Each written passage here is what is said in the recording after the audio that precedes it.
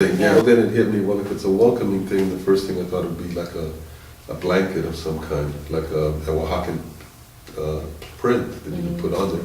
And the minute I came up with that idea, then I knew exactly what was going to go on the other side, and it was these women quilting. So, and that idea is that we preserve culture through the things that we bring, and sometimes those are like very personal things. So costuming is one, dance is one, food is one, the oral traditions that we bring. And for that mural, it was basically the costuming, the colors, the patterns. And I remembered, I have one thing that I got from my grandmother when I was born. She basically made a quilt for all those kids. I still have mine. It took forever, for sure, to do. Right. But I still have it, and I always think, that in some way, being wrapped up in that color as a little kid has always kind of been in my mind. Somehow it imprinted on me. Another thing I wanted to ask you about is, I noticed in a lot of your writing you bring up dancing, and then you mentioned that your mom had a dance studio. Mm-hmm. Was that something that was kind of, you thought a lot about, or you said it was sort of vague from your childhood, but it seems to have maybe influenced you? Well, it's vague from my childhood in that I did not understand the movement or whatever. I love ballet. Mm-hmm. I just love the way, there's something about that movement, that potential when it starts from a position that goes into something, and the way the hands move. In flamenco too, there's, any form of dance. I look at the stuff, there's just something intriguing to me about the way the body moves, the way the hands move out, the way the face tilts, the way the torso moves. And it's not just in the classical forms, it's in any form. And I know that for me, dance has always been something ingrained in me. Probably because my mother kind of suffered for doing her art. For me, it's always just stayed in there somehow. Mm-hmm. And I think a lot of the forms that I look at, the lines and everything, they do come from these I think they're just imprinted in me. Just movement, dance, the tilt of something, the way an angle moves away from something. It's just the beauty that you can do when you just put down, the fingers. I mean, it's such a great expressive thing you can have. Right. Potential in it that it just intrigues me. Yeah, I see a lot of that movement in your abstract work. Was there a moment where, you decided you were going to dedicate your life to art, or was it sort of a gradual thing? I was living with somebody at the time, and we broke up. I was sitting there on the porch, and I had just come back from being in North Carolina for about a year and a half, and basically being asked if I would consider going out of town again for another project, which probably would have been about a 2-year project, and living somewhere else. And I was sitting there and we were having a glass of wine, and I just looked up and said, why am I going to work tomorrow? I looked at her and said, the only reason I kept this job is because we were together and we were going to buy a house and you're going to do all these things because that's what you do when you... I mean, it seems terrifying. Like, I'm 27 and I'm terrified about, quitting my side job so that I can focus on the work that I really want to do. You're 27. Right. It's like I sat there and I don't regret things. I just don't think that that's a valid thing to do. Mm-hmm. But on the other hand, if I'm talking to somebody and they're 27 and they're feeling exactly like I was feeling there at 40-something, I've made choices in my life and gone in different things. But if I'm sitting there and somebody's telling me that and they're 27, I'm going, jump for it. Where are you going to go? If you have the means and you have that ability, do it. Go for it. If it's not here, it's somewhere else, it's fine. I know that you're involved in the artist community in Kansas City, but is there any other community, like a neighborhood or the studio, or a specific community that you feel like really defines you? I don't think that any community defines me as much as that I'm intrigued by all the community. Mm-hmm.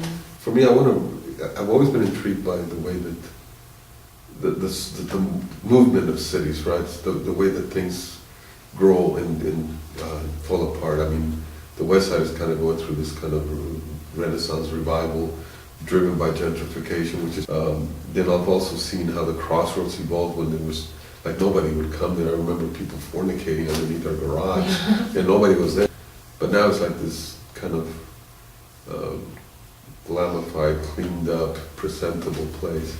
And what happens when those things happen, What happens to those elements? Right, so it's kind of art through time. Art through time, but it's art in time as well, because if you forget those stories, then you're always surprised when something else happens and people get displaced, There's always been natural displacement, there's always social displacement driven by many factors, but you don't have to go far to see them. They're Right. every time. Also, I want you to talk just a little bit about, you mentioned you did a workshop for kids. Do you Mhm. do a lot of teaching or that type of I, outreach or? I never thought I wanted to teach what I wanted to do, but then little things here and there would happen. Somebody asked me to be a mentor. This was years ago for these kids. I loved working with the kids. You know, as a matter of fact, you know, I'm still in touch with one of them. He's now 30-something. He's got family, got kids. We still communicate. We're friends on Facebook. It's kind of weird. But that was kind of nice to have that kind of relationship with somebody. I never had kids. Do you do it sporadically now, or is it I through do a it- specific Well, organization? no, I have a hard time really, I think, on some levels with organized structures. Learning and teaching and education about things that are not measurable in the way, I mean, I think it's time. It takes time, you know, especially if you have kids that you can't reach and everybody gives up on because they're troublemakers, all that.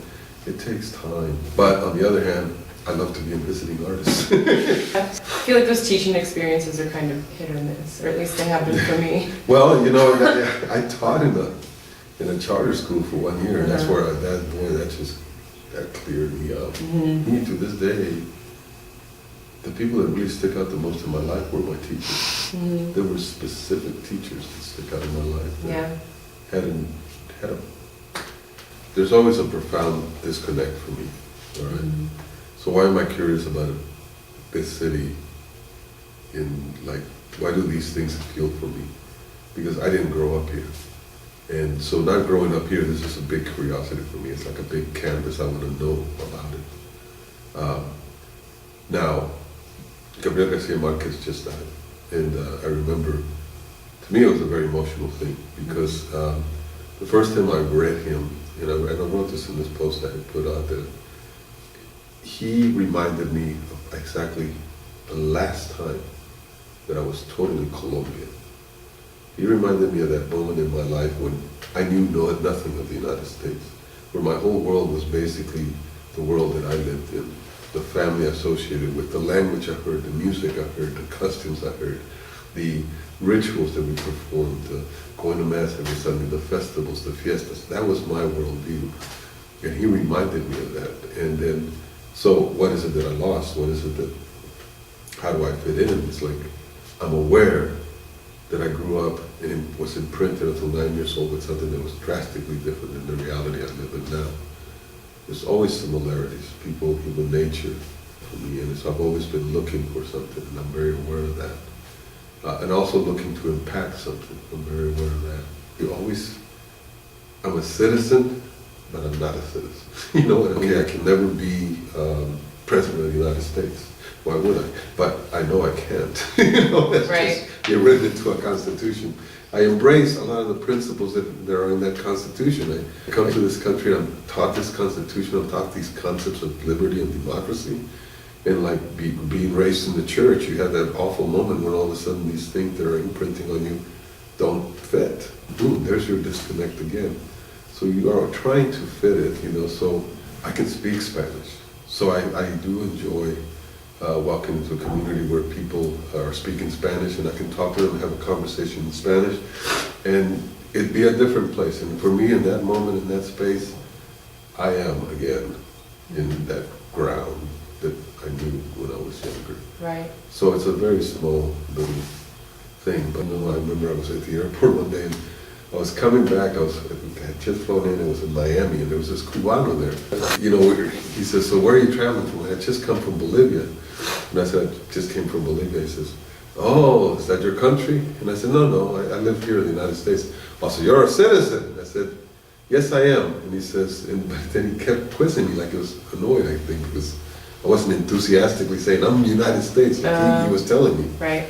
You know, and I said, yeah, I am, but he says, but, how can there be a but? You know, he's saying this in Spanish to me. How can there be a but? And I said, well, dude, you know, I wasn't born here. Mm-hmm. I came here, and I'm always aware of something else. And he was trying to like pin me, and finally I just said, well, I gotta defuse it. I said, you know what? If Colombia is playing in the World Cup against the United States, I'm never gonna root for the United States. And he goes, oh, but that's soccer. So I would never root for the United States against Colombia. It would be like sacrilege to me. Never, you know? And that's a fundamental little thing that for me says, I still am Colombian. Sure. You know? Right. Do you think that sort of outsider perspective or feeling has made you more curious? Oh, it's totally made me curious. There's the great poem by Dylan Thomas Fernhill, you know, when I was young and whatever, green and fresh and running around the apple carts or whatever, you know. This growing up in this town, and like he had the run of this town. He was big and everything. I mean, he was this town. That was my childhood in Colombia. You know, I remember those things that I do remember. I remember very distinctly a guy that would bring a wagon, a horse-drawn wagon, that would come like weekly. And there would be these bells that would ring, and all of the kids would run out to see it because he brought all these wares. He sold door to door, kind of things. It's just like something right out of 100 Years of Solitude. That thing. I can visualize it. I can remember too the other rituals. You know, like they would deliver milk. We'd get milk delivered every week, and it would come in those metal containers. You know, and the women would come in and get the milk. The men would come and take the big ones if they were getting ones, and the ladies would come in and they would just take the cream that was sitting on the top of that milk. They would just separate it, and that was the cheeses. That was the creams that you made for things like that. Just Totally different. yeah, totally different. Those are the rituals I knew as a kid. Right. So when, like, Chico tells stories sometimes, you know, say, yeah, man, me and my friends, you know, like we're in El Paso, you know. He kind of sometimes talks down El Paso, but he's imprinted by El Paso because there's stories he tells that I'm thinking, yeah, I imagine I would have those stories to tell if I had lived here and grown up here that way, you know. And for me, that's the missing piece of the puzzle, because when you come here to this country, you don't speak the language. So you basically have a year, let's say, a year where you're not acculturated, you're not even assimilated, you really don't even understand what people are saying. Sometimes they're even making fun of you, and I remember getting into fights because I knew they were making fun of me, fighting. But you don't know why. And then the friendships you make, the very first ones are so dear because somebody really is kind of like, you don't just make friends with, this guy made a friend with this kid named Chris, and I can't remember what his last name now was. But I didn't just make friends with him, I made friends with his whole family. That was an incredible thing for me as a kid to have that kind of thing. So, but you go into this kind of arrested development, you know. Here you're growing, boom, you're a kid, you're doing all these things, and all of a sudden, boom, let's take it from them, put you right here, and there's snow. I've never seen snow. It's freaking cold, I hate the cold. And then, boom, I don't even speak the language. And then people that I never had met are taking care of me, or, you know, that's, and then all of a sudden, I can't even play soccer anymore. You know, I started playing football. I didn't even know what the game was, you know. But I remember somebody took me to see a football game. I had seen soccer in Colombia. I had seen Pelé play in the National Stadium in Bucaramanga when I was a little kid. Then I come over here and it's football. It's the Chiefs. Somebody took us to, and then to go see a baseball game. Totally foreign things that just made no sense. So yeah, I'm curious. I'm an outsider. I have to investigate and learn something.